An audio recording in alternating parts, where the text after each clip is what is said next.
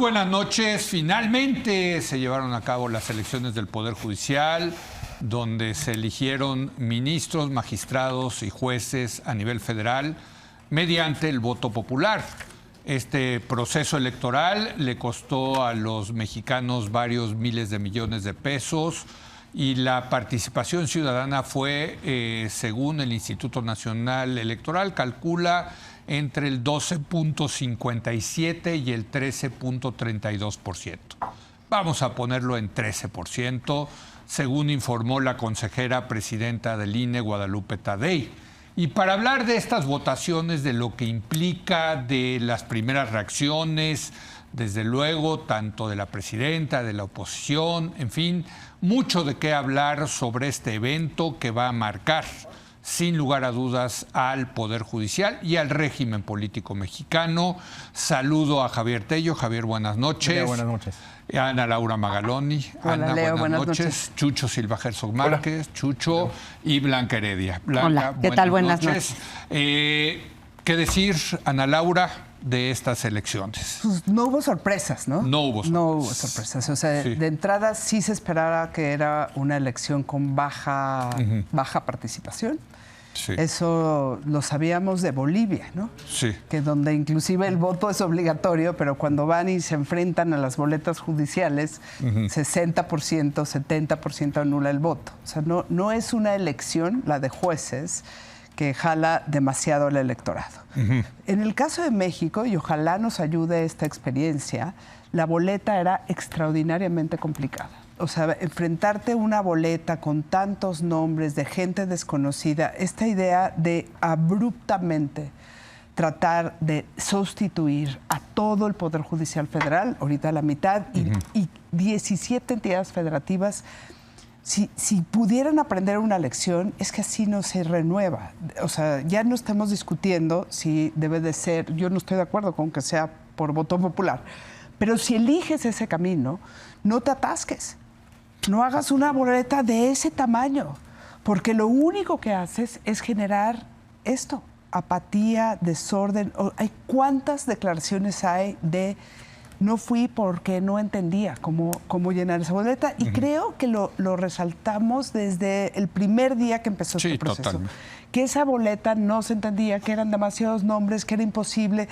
Cuando las gentes que decían, como Blanca, que iba a votar, decía, bueno, pero yo nada más puedo votar por los de arriba. O sea, y eso me gustaría enfatizarlo, porque viene la del 27. Y ojalá podamos hacer claros los errores de la del 25 para que no se repitan. Esto que acaba de suceder es un error brutal. Por cierto, en Veracruz hubo elecciones para presidentes municipales, pero muchos decidieron votar en esa, la de presidentes municipales, pero no fueron a votar, estando ya en la casilla, no votaron en la judicial porque no les interesaba, porque no entendían, en fin, ¿no? Entonces, yo sí creo que es el momento de hacer una serie de lecciones aprendidas para el 27 y ojalá no vuelvan a cometer este error. Si finalmente pues, puede acabar hoy la elección y todos decimos ya acabó y tomemos lecciones. No, cada tachecita de esas implica un juzgado que tiene que ser hoy cachado por alguien y quitado de otra persona, en donde la nueva que entra no conoce qué asuntos son, no conoce quién es el personal. Ese atorón, pero para los que no se dedican a la profesión legal, ni lo ven. Pero para los que tienen ahí asuntos y tienes tu arrendamiento y tienes tu amparo de no sé qué y tu hijo está en prisión y necesitas resolver, esto que acabamos de ver, de esta cantidad de nombres increíble, eso va a ser el dolor de cabeza de un montón de gente que sí está dentro del aparato de justicia hoy, esperando resolver cosas que les importan y que cuestan dinero y que cuestan su corazón y que les quitan su tranquilidad.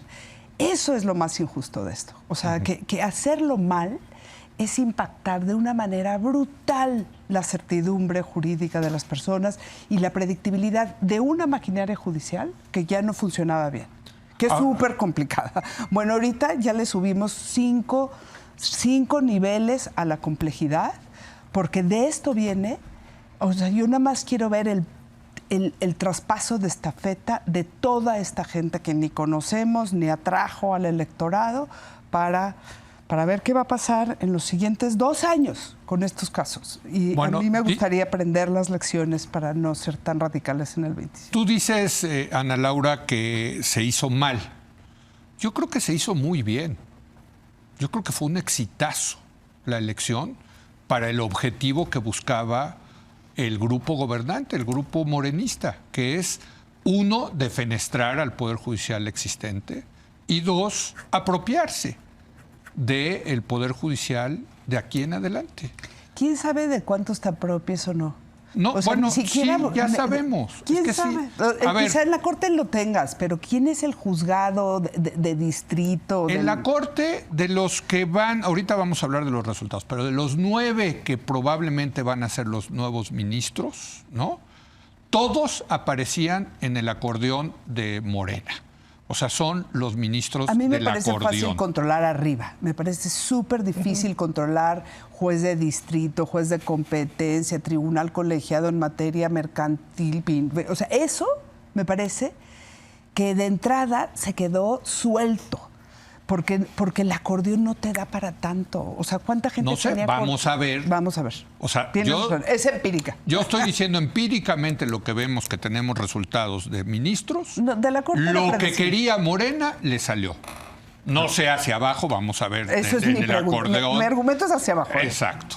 Chucho. Yo creo que fue un éxito de acuerdo al diseño del régimen político. Tiene el control de la estructura superior del Poder Judicial mexicano. Tendrá en su mano a la Suprema Corte de Justicia, tendrá en su mano al Tribunal de Disciplina, tendrá en su mano al Tribunal Electoral.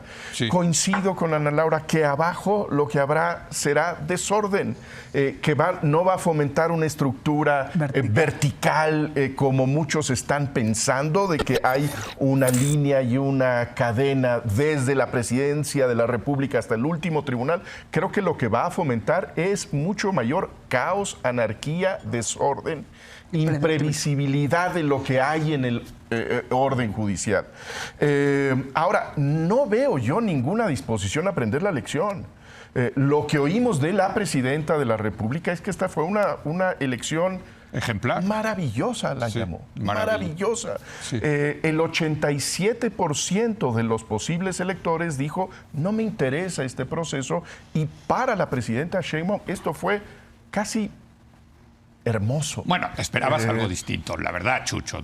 Pues esa era como no de esperaba de algo cajón, distinto, ¿no? Pero sí hay que exigir algo diferente. Okay. Y creo que hay que exigir que haya la capacidad de reconocer la realidad. Y en términos de la legitimación del proceso de reforma judicial, este fue un fracaso.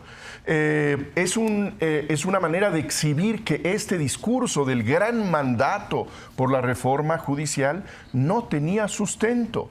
No hay una forma, a mi juicio, de seguir sosteniendo que los votos por Claudia Sheinbaum eran entusiasmo por la reforma judicial. Eso finalmente se desmontó por el mensaje que mandan los electores. ¿Le restan legitimidad a la elección? Yo creo que hay una legitimidad elemental, que es la legitimidad de la ley. Okay. Y en ese sentido, los ministros que lleguen a la Suprema Corte de Justicia tendrán esa legitimidad. Sí. Pero el discurso en donde se nos dice que hay un respaldo popular, que hay toda una base democrática en los nuevos juzgados, me parece que se desploma. No hay tal cosa.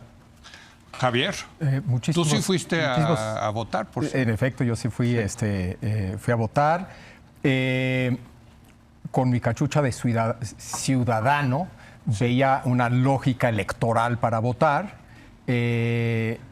Ahorita hablamos de qué creo yo que debió de haber hecho la oposición y la oportunidad perdida, según yo, por la oposición. Pero ahorita hablo sobre la abstención y el tema de legitimidad. Creo que es muy importante, o sea, es bajísima, un serio problema. Coincido con Chucho de que le da un gigantesco golpe al discurso que venía acompañando esta reforma. Sin lugar a dudas es un trancazote ese discurso de un momento histórico, bla, bla, bla. Nivel de interés. Creo que es importante entender ¿por qué la gente no sale a votar? Y creo que no es una razón, son muchas. Sin lugar a duda, una de las razones es un rechazo a la reforma de un grupo, no sabemos de qué tamaño, pero ahí habrá un grupo que rechazó, habrá otro grupo que fue indiferente. Tal vez es parte de la gente que nunca va a votar o gente que nada más vota en las presidenciales, ni siquiera vota en las intermedias. En fin, hay una cierta indiferencia. Hay un tema de complejidad. Hay gente que inicialmente pensó y ante el reto que implicaba esta votación desistió. Hay un tema que ven el tema distante. Presidente no lo ven distante, senador un poco menos, diputado un poco más, presidente un poco más, no. En fin, ¿no? Y el Poder Judicial, a menos de que hayas pasado por Poder Judicial, igual lo ves muy distante. También habla de nivel de intensidad y pasión, que eso sabemos que las encuestas una y otra vez hay un respaldo de alrededor del 60-65% de esta reforma y sin embargo no salieron a votar.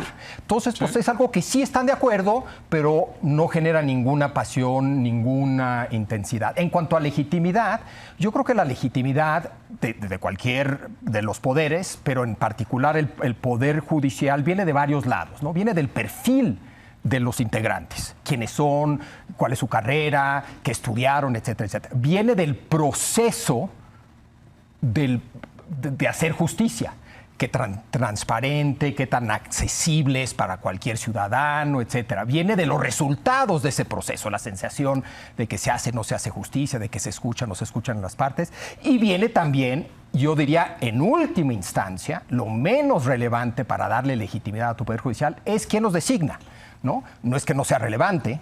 Y puede ser el Congreso, puede ser el presidente, puede ser el presidente del Congreso, puede ser un comité de universitarios. Sí. Hay miles posibles maneras de designarlos. En este caso fue una elección. Entonces, si bien creo que le pega la legitimidad, yo creo que el trancazo mayor por venir a la legitimidad de este nuevo sistema vendrá uno de los costos de transición y luego de los resultados de este nuevo aparato. O sea, porque creo que podría haber costos de transición y luego buenos resultados. Sí. Yo sospecho que va a haber costos de transición y sospecho que no va a haber muy buenos resultados. Entonces, creo que eso le va a pegar más a la legitimidad que el hecho de que hayan participado 13%. Pero, 12%. Insisto, políticamente ya se quedaron con el Poder Judicial, que era lo que quería. Ponlo más rápido, yo creo que mi opinión eso. Era lo que quería. Tu definición del objetivo yo la disputaría.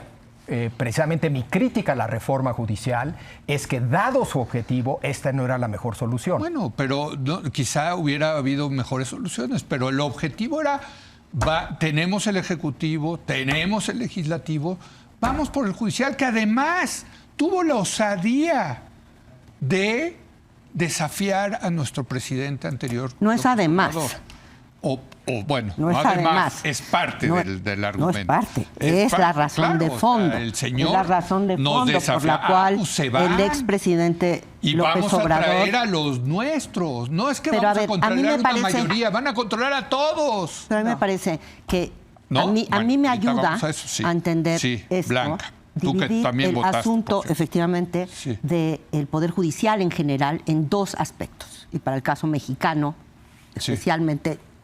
relacionados, pero no lo mismo. ¿Sí? En primer lugar, el Poder Judicial cómo se configura en términos de cómo está organizado y dividido o no dividido el poder político. Y ese fue el foco de la reforma impulsada por el expresidente Andrés Manuel López Obrador. El otro aspecto, que es la justicia para la gente, grande, chica, con dinero, sin dinero, que pasa por la predictibilidad y la imparcialidad del juez, no me parece que fuera un tema para Andrés Manuel López Obrador importante, ni para Morena haya sido un tema importante, y se vio clarísimamente en la forma en la que estuvo organizado el proceso. Son dos cosas diferentes que con frecuencia juntamos. También me parece, y tú lo juntas mucho, y algunos otros analistas, dentro del tema de la organización del poder político y qué tan concentrado o dividido está hay, al menos podemos ver dos temas. Uno es qué tanto evitas que tus opositores utilicen el Poder Judicial para ponerte límites. Esa es una parte. Otra parte es que tú lo controles. Son dos pasos. No es lo mismo una cosa que la otra. Yo puedo evitar que tú me frenes, pero no necesariamente controlarlo y sobre todo no controlarlo todo. ¿Y tú no lo ves eso? Yo veo que estoy totalmente de acuerdo, si los entendí bien, tanto con Chucho como con Ana, en que, bueno, primero diría, creo que el objetivo fundamental era, primero que nada, arrebatarle el principal freno a la oposición que había tenido durante el sexenio de Andrés Manuel López Obrador después de su triunfo arrollador en el 2018, donde se refugió la oposición realmente, ¿sí?, en el Poder Judicial. Y con qué le respondió casi al final de su mandato Andrés Manuel López Obrador se acabó ese lugar desde el cual ustedes, a mí y a la mayoría que yo represento, ustedes le ponen algún freno o alguna cortapisa. Correcto. ¿Sí? Hasta ahí, claro. Segundo, quiero controlarlo. Pues en eso yo veo que, pues, si acaso hicieron, porque además está más fácil hacerlo ahí, quedarse con las capas superiores del Poder Judicial. Más complicado, ¿sí?, todo el resto del aparato. Pero ya lo de arriba es una ganancia enorme. Sin duda es una ganancia enorme. Pero no es trivial, lo segundo, porque me parece que pone de manifiesto cómo para el gobierno del expresidente Andrés Manuel López Obrador, para la 4T en general, como hay que decirlo, para mucho de la izquierda, la justicia esa de la imparcialidad y de los procedimientos profesionales y de la predictibilidad siempre es sospechosa, y esa no les interesa, ni les ha interesado, ni fue nunca parte de su agenda. Y efectivamente ahí una parte había de la izquierda, tremendos, alguna parte, la socialdemocracia europea, pero la de los ámbitos tropicales, ¿sí?, y sobre todo acá en México, nunca ha sido, ¿sí?, una preocupación muy grande esto de la justicia en ese sentido. Sí, es cierto. Entonces, y lo que veo es que ahí efectivamente no es que estuviera muy bien la justicia local, para nada, ¿sí?, estaba fatal, como el trabajo de Ana ha mostrado, ¿no? Pero se abre alguna posibilidad, ojalá, ¿sí?, pero por lo pronto desorden y la gente otra vez de a pie en una situación de gran indefensión. Ahora, la cosa con la que pueden estar contentos, quizá hasta cierto punto en el gobierno, es que ya no solo están descobijados esos de a pie, también los de tacón. Pero ¿sabes no qué? Estoy seguro. O sea, bueno, van a encontrar alguna manera de cobijarlos. ¿Tú crees que va a haber menos corrupción? Uy, no. No. Dice, o sea, tampoco a los que tenían dinero para protegerse se va a proteger. Por eso, pero se protegían porque daban lana al juez. Porque pagaban un abogado. Pues porque tenían buenos abogados. Buenos abogados, pero los buenos abogados generalmente le pasaban lana al juez. No, es cierto, Leo. O sea, ¿No? es muy generalizado eso. O sea, sí hay casos y hay casos. Hay casos que se ganan... En lo local. No, lo que yo quiero decir es, con respecto... Es interesante que si el diagnóstico era la política, te cargaras a todos. O sea, te cargaste a los locales, a la jurisdicción, te bastaba con la Suprema.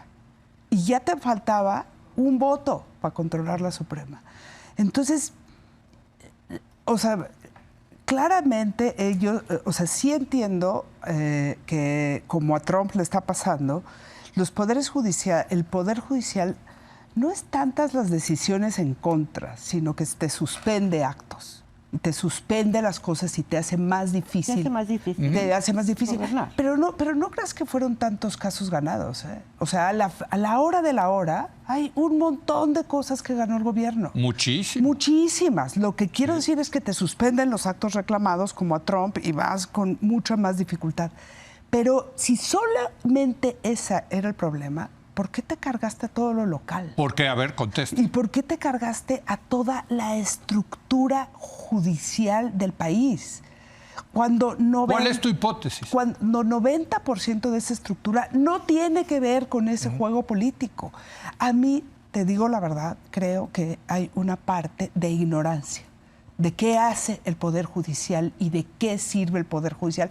En esta otra parte, que es los conflictos entre particular, y no es nada más que no vean que los pobres la pasan del nabo, es que les parece irrelevante el sistema de justicia para igualar la cancha, para mejorar la calidad de vida, y ya no tiene que ver con la política. La parte política la entiendo perfecto.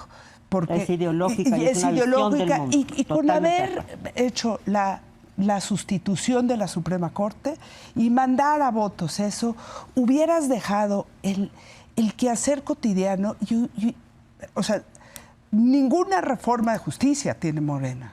O sea, pero para también, la gente, para el acceso, para no sé qué. Esa no es la agenda. Pero también pusieron una cosa muy importante, que es los tribunales disciplinarios. Porque si se les sale del redil uno de los jueces de allá abajo, pues tienen el garrote para controlarlo. Y con eso por hubiera eso yo sido... creo que... Pero por Leo, eso ¿para yo creo qué que los van a despediste? controlar. ¿Para qué te metes en todo este follón de la incertidumbre, de la no sé qué? Es contraproducente a sus objetivos. Sí. Con haber tenido la Suprema Corte, el Tribunal de Disciplina y el órgano administrativo... Bueno, y el electoral que ya lo tienen. El electoral que ya lo tienen. Bueno, que ese ya lo tienen desde hace rato. Sí. Pero, o sea, si solamente la reforma era política y no me hagan... Primero, ya no tienen ni siquiera mayorías para presentar acciones y controversias. O sea, ya el pleito político ya se acabó. También se acabó. Y luego, con haber controlado arriba, ese objetivo del que tú hablas, Blanca, subiera... Entonces... Hay algo más cuando destruyes y ¡pras! Toda la maquinaria. Es mega costoso hacerlo y yo creo que solo lo haces porque no respetas. ¿Para qué sirve eso? Porque la justicia no forma parte, la impartición de justicia no forma del concepto de justicia social. La justicia la no es parte de la justicia. La impartición de la justicia no es parte de la justicia social. No. Raro en una izquierda. Priorizan la justicia social por sobre esta otra justicia, digamos, de los procedimientos, de la imparcialidad de los jueces. Y yo creo que coincido en que hay una parte de ignorancia, pero creo que hay algo más. Creo que hay un rechazo, hay una visión de entrada de que todo ese aparato siempre sirve a los ricos y a los poderosos en contra de los pobres. Y mira, Chucho. nada más 3 segunditos, porque tú decías, en América Latina, la diferencia de las transiciones es que esta agenda de acceso sí la atendieron. El único país que nunca hizo nada por el acceso fue México. Eso es Entonces, interesante. Claro. Izquierdas, o sea, y yo cuando iba a América Latina decía, wow. ¿Y por qué México es Chile, Colombia, claro. Costa Rica, Guatemala? O sea, esto es muy de México, digamos. De acuerdo. ¿No? Muy interesante, Chucho. Pero me parece que esto último que dicen a Laura es crucial. Creo que uno de los grandes pendientes del cambio democrático de la última generación en donde hubo una obsesión electoral, la pista de que arreglábamos los problemas creando comisiones autónomas, ciudadanas, despartidizando esas decisiones y dejando atrás esta base del ejercicio de los derechos.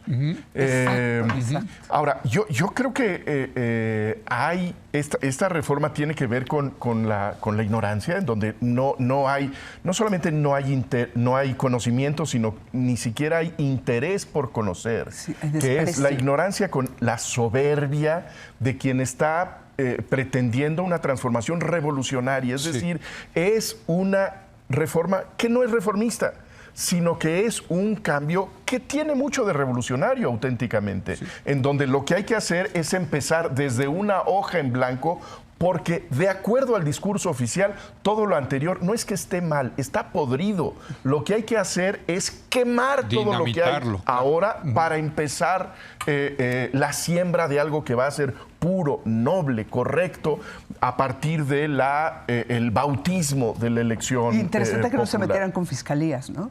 O sea, por ejemplo, muy revelador. Entonces, yo creo que es esta... Pero si esto era una porquería, pues también las fiscalías, ¿no? Sí. Javier. Coincido que sí es importante entender por qué hacen esto, porque yo sí creo, Leo, que tú dices que fue perfecto porque lograron su objetivo. Yo creo que no. Yo creo que su objetivo... perfecto, dije exitoso. Exitoso. Pero... Yo haría una descripción distinta a la tuya de cuál era su objetivo, pero dejemos eso a un lado. Yo creo que había muchas otras soluciones mejores. Entonces la pregunta es por qué no se llegó a ellas. Un argumento es ignorancia, otro argumento que un poco lo decía tanto Blanca como Chucho es falta de interés. Y yo agregaría un tercero, que un poder fundamental para estas cosas no hizo su trabajo, que es el Congreso. Es decir, dada la propuesta de López Obrador, con un ratito de genuina deliberación, llegabas a una mejor respuesta. Es más, salió una mejor respuesta, demasiado tarde, del lugar equivocado, en el Poder Judicial, de un ministro, que era más razonable a lo que tenemos. González Alcántara. Es decir, yo no estoy en contra a priori de algo revolucionario, pero creo que dentro del abanico de posibilidades revolucionarias hay mejores y peores, buenas y malas. Es decir, podrías hacer un cambio profundo, revolucionario del Poder Judicial, muy distinto a y que yo creo que sería mucho mejor que tuviera que ver con acceso, algo que coincido que es básico, pero que también tendría que ver con muchas otras cosas que hubieran sido algo revolucionario, incluso quitarle la última palabra al Poder Judicial, que eso hubiera sido revolucionario. Y eso ya se la quitaron. Ya se lo quitaron, ¿no? Sí, sí. Pero eso sí se consiguió. No, pero es que yo lo que a mí me hubiera gustado es dejar este aparato judicial de carrera, bla, bla, bla, pero quitarle la última palabra. Eso no significa que no haya contrapesos. Eso no significa que no haya control, constitucionalidad de exacto. O sea, lo que leyes. Sí puede haber control de la Suprema Corte de lo que hace el Ejecutivo y lo que hace un funcionario. Pero respecto a quién tiene la última palabra, el Poder Legislativo o el Poder Judicial, yo se la doy al Poder Legislativo. Eso no significa que el Poder Judicial no pueda decirle al presidente, eso que usted está haciendo no es constitucional. Eso o una ley secundaria. Eso sigue operando. Entonces, había muchas soluciones, y voy a usar tu palabra, revolucionarias, para lograr lo que querían, que no era esta. ¿Por qué no se llegaron a esas? Porque creo que López Obrador no estuvo dispuesto a, dentro de su equipo, olvídate de la población, ¿no? Dentro de su equipo, abrir el debate. Abrir una genuina deliberación de cuál es la mejor manera de lograr nuestro objetivo sin poner en riesgo inversión, porque también habría... no es que tengan un solo objetivo en este gobierno, ¿no? Que es la ocurrencia de López Obrador. No. Pero ¿cuál es de que un día se levantó y... ¿Cuál era según tú el objetivo? Sí. Es que yo no coincido con la descripción más parecido al tuyo. Yo sí creo que había una sensación de que la oposición, más allá de la partidista, la oposición en general, empresarios, había utilizado el aparato judicial para detener, contener a la 4T de una manera que ellos pensaban era inaceptable. Entonces, dado que lo que quieres es arrebatar, y la idea era arrebatarle el control del Poder Judicial que tenía esa élite opositora, se lo querías arrebatar. Yo creo que ese objetivo de arrebatar se puede hacer de muchas maneras. Escogieron esta. ¿Y por qué se metieron con lo local? No, por eso digo que es una mala reforma desde su perspectiva. Porque al meterse con lo local van a generar un ruido tremendo que no les conviene a ellos. Olvídate del ciudadano, a ellos. Déjame, pero a mí me gustaría mucho escuchar la hipótesis de Ana de por qué se metió el poder local, que me parece una muy buena pregunta. Mi impresión es porque sencillamente no creen en eso. Tú dices, y lo dices muy bien, el caso en México es el único en donde, pues, esa transición al pluralismo competitivo, a la democracia liberal, no fue acompañada por una reforma del sistema de justicia que efectivamente abriera las puertas del acceso a la justicia a las mayorías. Me pongo de abogado del diablo del lado de Morena. ¿Qué tanto contribuyó eso que hicieron en Colombia o en Chile a disminuir la desigualdad? Desconozco los casos de Guatemala y Costa Rica. En el caso de Colombia, nada. En el caso de Chile, muy poco. Fue el crecimiento económico a lo largo de muchos años y el aumento en las condiciones salariales lo que, digamos, es la posición más de Morena dura. ¿Qué va a cambiar la situación de las mayorías? Su situación socioeconómica y la revolución de las conciencias. No el cambio ni en el Ministerio Público, no creen en esa vía. Entonces, dinamitarlo... Pero le estás dando la razón. O sea, parecería estoy diciendo, cambiar el sistema no genera más igualdad. Estoy diciendo que cuando menos hay dos casos en donde no es tan claro, es tan claro que eso haya contribuido a disminuir la desigualdad. A lo mejor tuvo otros efectos positivos. Hay una parte cultural. Hay una parte cultural de cómo se ven las personas a los ojos, o hay una cosa vertical de trato. Duda. Y el hecho de tener los niveles de indefensión que tienes en México, donde ya sabes, ¿cómo dicen? No sabes con quién te metes. O no sabes con quién estás hablando. Con quién estás. Eso es propio de un país en donde las capacidades de defensa son súper diferentes. El ejemplo de Colombia es brutal. Ya sé que no impactó en la distribución del ingreso. Tú ves cómo se sienten los colombianos por tener acceso a tocar la puerta de un tribunal inmediatamente. Entonces, hay otras cosas además de la distribución de la riqueza. Hay una cosa cultural de cómo se articula una colectividad. La sociedad. Cuando unos poquitos se pueden defender y otros muchísimos, no hay manera en que puedan contratar un abogado. Creo que es el único país, México, que nunca tuvo una defensoría pública. O sea, que nunca le invirtió dinero para que la gente...